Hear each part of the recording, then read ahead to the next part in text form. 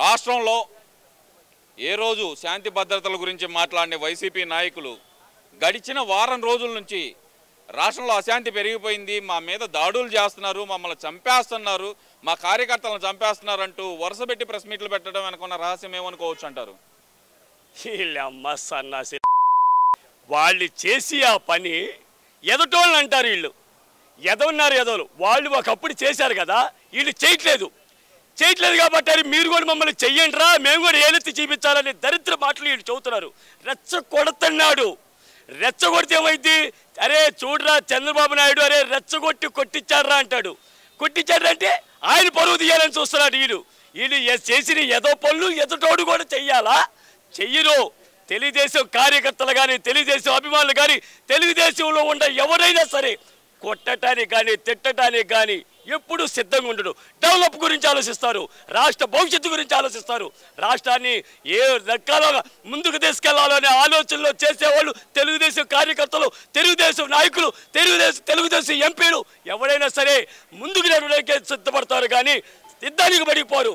కానీ ఇక్కడ మరి వైసీపీ నాయకులు చాలామంది, ముఖ్యంగా కొడాలి నాని ఈ మధ్య శాంతి మంత్రం బాగా చెబుతున్నారు. ప్రెస్ మీట్లో ఒక్క బూత్ కూడా రాకుండా, అంటే గతంలో చూసానక ఏమైనా పీకుతారా, ఎవడమ్మ మొగుడు చెప్పాడంటూ మాట్లాడిన కొడాలి నాని ఈ మధ్యకాలంలో చాలా సౌమ్యంగా అయితే మాట్లాడుతున్నారు. ఎందువల్ల అంటారు? వాడి పని అయిపోయిందంటే, వాడి పని ఎప్పుడో అయిపోయింది. వాడి క్యాన్సర్ వచ్చింది, వాడి జీవితం నాశనం అయిపోయింది. వాడు ఒక ఎదవని వాడికి తెలుసు. వాడు ఎవడంటే పక్కనోడి చేత మాట్లాడాడు. ఈడు ఏదో చిన్న చిన్న పదవుల కోసం వీళ్ళు మళ్ళీ నెక్స్ట్ మనమే గెలుస్తామని 2018-19 వాళ్ళు ఎట్టయితే వస్తారనుకున్నారు, 2024లో కూడా అదే రకంగా వీళ్ళు గెలుస్తారనే ఆలోచనలో ఉంటారు. వీళ్ళు 2024లో వాళ్ళు ఓడిపోతారని 2021 నుంచి నేను చెప్తానే ఉంటా. వీళ్ళు చేసిన ఎదో పనులు, వీళ్ళు చేసిన అభివృద్ధి లేదు. అభివృద్ధి లేకపోగా పైపెచ్చు కరోనా వచ్చిన తర్వాత ఎంతోమంది పిల్లలు చచ్చిపోయారు. వీళ్ళకి తెలుసా, ఒక కరోనా ఇంజక్షన్ కొనడానికి 3,000 నుంచి 5,000 రూపాయలు తీసుకున్నారు. ఎందుకో తెలుసా? 6 ఇంజక్షన్లు తీసుకుంటే 2 లక్షల రూపాయలు కూడా తీసుకున్నారు. కరోనాది దేనికి పరికరాందుకు కూడా 2,000 కోట్లు సంపాదించిన ఎదవలు వీళ్ళే. ఆ రోజు నుంచి ప్రజలు కక్ష కట్టారు. ఎందుకో తెలుసా? పిల్లల భవిష్యత్తు నాశనం అయిపోతుంటే, పిల్లలు చనిపోతున్న ఈ డబ్బు మీద ఉన్న పిచ్చి ప్రజల మీద లేదు వాళ్ళకి. అట్లాంటి ఎదవల్ని ఇంకా రాష్ట్రంలో ప్రజలు గెలిపిస్తారని అనుకుంటారా? ఎవడైనా గెలిపించరు. రిజల్ట్ వచ్చి దాదాపు 13 రోజులు 14 రోజులు అవుతుంది. ఈ 13-14 రోజుల నుంచి వల్లభనేని వంశీ కానీ, ద్వారంపూడి చంద్రశేఖర్ రెడ్డి, తమ్మినేని సీతారాం, ముఖ్యంగా ఆర్కే రోజా, వీళ్ళందరూ ఎందుకని ఎక్కడ బయట కానబాట్లాడేదనుకోవచ్చు అంటారు? వీళ్ళు చేసిన అవినీతి మొత్తం చంద్రబాబు నాయుడు గారు రేపు ఎదుగుతాడు, వదిలిపెట్టడు. ఇష్మెంట్ వాటిలో గవర్నమెంట్ తీసుకుంటుంది, గవర్నమెంట్ తన పని తానే చేస్తుంది. చంద్రబాబు నాయుడు కూడా కాదు, ఇవన్నీ ఎతకండి రా అన్నాడు. కొట్టడానికి మంచి చేస్తే మంచిగా వదిలేస్తాడు, చెడు చేస్తే దాన్ని పరిష్కారం ఉంటుంది, దానికి శిక్ష ఉంటుంది. కానీ ఇక్కడ వీళ్ళందరూ అసలు ప్రధానంగా కనపడకుండా వెళ్ళిపోవడానికి గల ప్రధాన కారణం ఏమనుకోవచ్చు అంటారు? వీళ్ళు తప్పుడు పని చేశారండి. చేసిన వాళ్ళు ఎలా ఒప్పుకుంటాడండి? వీళ్ళు తప్పుడు పని మామూలు తప్పుడు పని కాదండి, 100 రెట్లు చేశారండి. ప్రపంచంలో ఎక్కడ ఇంత అవినీతి ఏ దేశంలో కూడా చేస్తుంటారు, అంతకన్నా అవినీతి ఎక్కువ చేశారు సార్. అవినీతి చేయటం వల్ల వీళ్ళు ఎవడు బయటకు వచ్చి మాట్లాడలేరు. ఆ దమ్ము ధైర్యం ఎవరికి లేదు. ముఖ్యంగా రోజా నోరేసుకొని పడిపోయే రోజా ఎందుకని మధ్యకాలంలో మరి నిన్న ఫోన్ చేసి నాకు టెన్షన్గా ఉంది, 2 పోలీసులన్నా పంపించండి అని అడిగే పరిస్థితి వచ్చిందంటారు. ఆమె ఏముందో తెలుసా? ఎస్సీలు కాదు సార్, మేము దూరంగా ఉండటానికి ఎస్సీలు వచ్చి కొడతారంటే దానికి భయం. ఎందుకంటే అయ్యా మేము ఎస్సీలు కాదయ్యా, మేము దూరంగా ఉండండి అయ్యా అని అంటది. దానివల్ల ఏ ఎస్సీలు వచ్చి కొడతారనే దానికి భయం, కార్యకర్తలు కొడతారని కాదు. దానికి టెన్షన్ ఏంటంటే ప్రజలు ఈమెను ఏ రకంగా కొట్టాలి, ఏ రకంగా తిట్టాలి, ఎన్ని మాటలు అందంటే అన్ని మాటలు. ఆడోళ్ళు కొడతారు దాన్ని, మగోళ్ళు కొట్టరు. ఆడోళ్ళు చెప్పులు తీసుకొని కారం తల్లి ఏ రకంగా కొట్టాలంటే ఆ రకంగా కొట్టాలి. కక్షతో ఉండరు ఆ రోజు చంద్రబాబు నాయుడు గారిని తిరుపతిలో అన్న మాటలకి మనసులో గుర్తుపెట్టుకుని ఆ బాధల్లో ఉండరు ఆడవాళ్ళు. ఇవాళ బయటకు వచ్చారా, దాని మొఖని చిత్తగా కొట్టే గోల్లో ఉండరు ఆడవాళ్ళు. ఎలా చూడొచ్చు అంటారు? తాడేపల్లి ప్యాలెస్ విజువల్స్ అంటే మనకి ఋషికొండ ప్యాలెస్ కాదు, తాడేపల్లి ప్యాలెస్ విజువల్స్ రెగ్యులర్గా బయటకు వస్తానే ఉంటాయి. ఎలా ఉందంటారు తాడేపల్లి ప్యాలెస్? అన్నా జగనన్నా జగనన్నా ఇంకా పొడుకో అన్న 18 గంటల పనిచేసేవాడిని మేము వదిలిపెట్టావన్నా, 18 గంటల పడుకునేవాడిని నేను గెలిపించాం కదన్నా జగన్ అన్న. ఇంకా పొడుగు అన్నా, నీ అమ్మ ఏమీ తెలియనోని నువ్వు ఆ మాట ఈ మాట ఎన్ని అపనిందలు వేయాలంటే అనే మీద అన్ని అపనిందలు వేసి ప్రత్యేక హోదా తీసుకొస్తానన్నావు.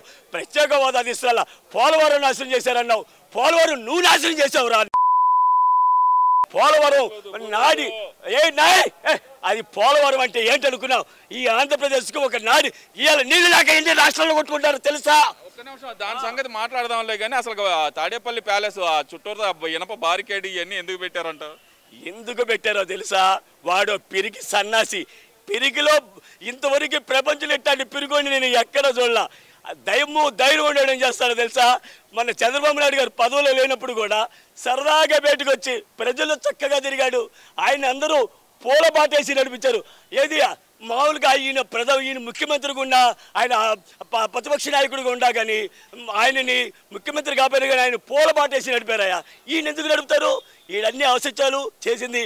పిల్లలకి ఉద్యోగాలు లేవు, తాగుబోతులు చేశాడు, గంజా అమ్మిచ్చాడు, మారక ద్రవ్యాలు అమ్మిచ్చాడు. వీళ్ళందరూ ఎప్పుడు ఏం కొడతారు? వీడి మీద భయం వీడికి. రుషికొండ ప్యాలెస్ గురించి ఏమంటారు మరి? రుషికొండ ప్యాలెస్ ఏముందండి, దాని గురించి చెప్పుకోవడానికి మనం ఎంత తక్కువ చెప్పుకుంటే అంత మంచిది. వాడు ప్యాలెస్ల మీద ఉన్నంత ఇది ఎన్ని రోడ్లు వస్తే వాడికి ఇవాళ ఎంత గౌరవం ఉండేది తెలుసా? ఇవాళ రోడ్లు లేక పిల్లలకి ఉద్యోగాలు లేక నానా బాధలు పడుతుంటే నీకు రుషికొండ ప్యాలెస్ అయితే కట్టుకున్నావు కానీ నువ్వు ఉద్యోగాలు అయితే ఇవ్వలేకపోయావు.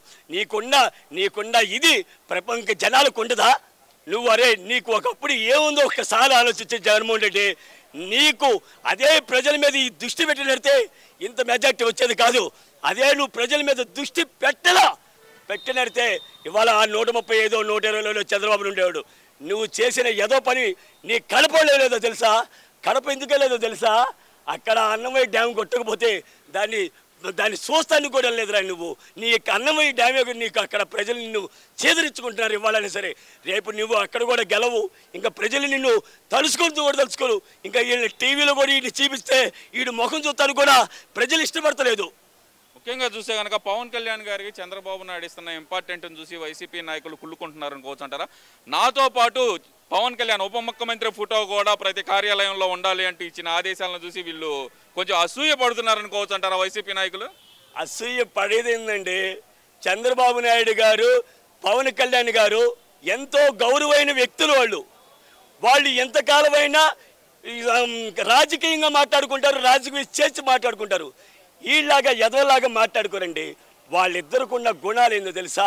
సౌమ్యం అంటే పిల్లలు కానీ చదివిస్తే వాళ్ళ భవిష్యత్తు బాగుంటుంది, వాళ్ళకి మంచి మార్గాలు వెళ్ళాలి, ఆంధ్రప్రదేశ్ని ఎలా బాగు చేయాలి, ఆంధ్రప్రదేశ్ని ఏ రకంగా డెవలప్ చేస్తే మన ఆంధ్రప్రదేశ్ బాగుంటుందని చెప్పేసి వీళ్ళిద్దరు మాట్లాడుకుంటారు.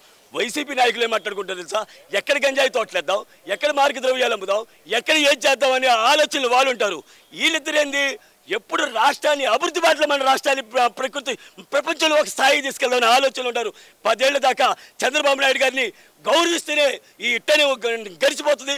ఆయన అవసరమైతే ఇక లోకేష్, పవన్ కళ్యాణ్ కూడా ఇదే రకంగా కొన్ని 25 కాదు 30 సంవత్సరాల దాకా ఇట్టనే కలిసిమెలిసి ఉంటారని నేను ఆత్మసాక్షిగా చెబుతాను. అంటే 29లో మళ్ళీ నేను వచ్చేస్తాను అంటున్నాడు కదా జగన్మోహన్ రెడ్డి. యాడికన్నా వచ్చేదా? ఇంక రాడన్నా. ఈయన ఏ ఇంగ్లాడో బొంగలాడో పోయి అక్కడే దాక్కుంటాడన్న. ఇంకెక్కడేమీ లేదన్న. ఈయన ముఖం చూస్తానికి కూడా వైసీపీ కార్యకర్తలు కూడా ఇష్టం లేదన్నా.